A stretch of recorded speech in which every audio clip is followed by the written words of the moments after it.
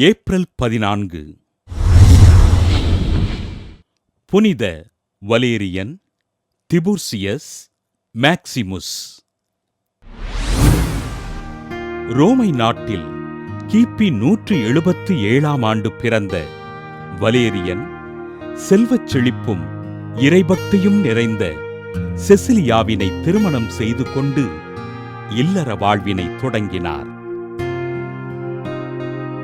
தன் மனைவியான செசிலியா தன் கன்னித்தன்மையினை இறைவனுக்கு ஒப்புக் கொடுத்து விட்டதினை அறிந்த வலேரியன் தன் மனைவியின் கன்னித்தன்மைக்கு களங்கம் ஏற்படாமல் நடந்தார்.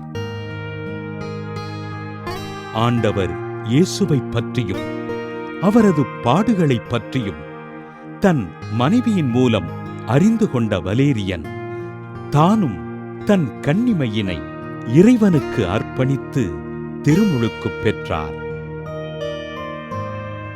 ஏழைகளுக்கும் ஆதரவற்றோருக்கும் உதவிகள் செய்து வாழ்ந்து வந்த இத்தம்பதியினருக்கு வானதூதர் காட்சி அளித்து இறை நம்பிக்கையில் நிலைத்து வாழ்ந்ததற்காக வெள்ளை கிரீடத்தினை பரிசளித்தார்.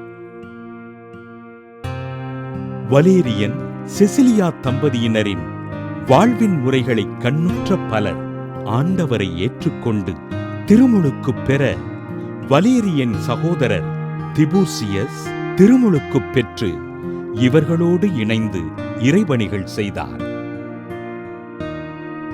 ஆண்டவர் இயேசுவிடம் அன்பு கொண்டு அவரது பணிகளைச் செய்த மூவரும் ரோமை ஆளுநனால் கைது செய்யப்பட்டு சிறையில் அடைக்கப்பட சிறை காவலரான மேக்சிமுஸ் என்பவரும் ஆண்டவரை ஏற்றுக்கொண்டு திருமுழுக்கு பெற்றார்.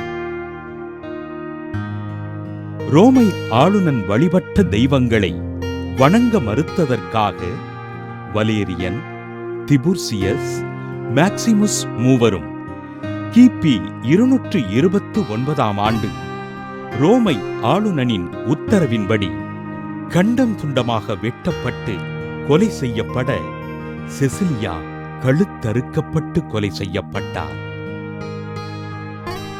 ஆண்டவரை ஏற்றுக்கொண்டு அவரை அறிவித்ததற்காக கொலை செய்யப்பட்டு மறைசாட்சியான வலேரியன், திபுர்சியஸ், மேக்சிமுஸ் மூவரையும் திரு அவை புனிதராக உயர்த்தியது.